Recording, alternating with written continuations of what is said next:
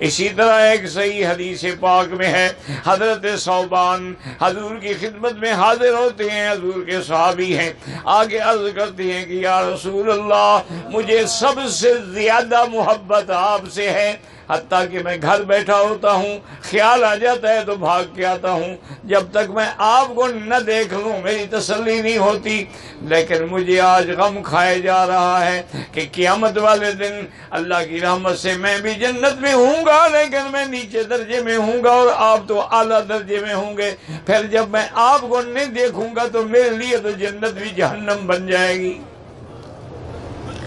حضور نے فرمایا ثوبان یاد رکھو، ابھی آپ بیٹھے تھے کہ آیت نازل ہوئی وَمَن يُطِعِ اللَّهَ وَرَسُولَهُ فَأُولَٰئِكَ مَعَ الَّذِينَ أَنْعَمَ اللَّهُ عَلَيْهِمْ من النبيين والصديقين والشهداء والصالحين وحسن رفيقا، جن نے اللہ کی اطاعت کی اور محبت کی، قیامت میں اللہ ان کو انبیاء، صدیقین، شہداء، صالحین کے ساتھ کھڑا کریں گے۔ ہم میں کیوں غم کرتے ہو؟ قیامت میں میرا اعلیٰ مقام ہوگا، لیکن زیارت تو میں ہمیشہ روزانہ صحابہ کو کراؤں گا،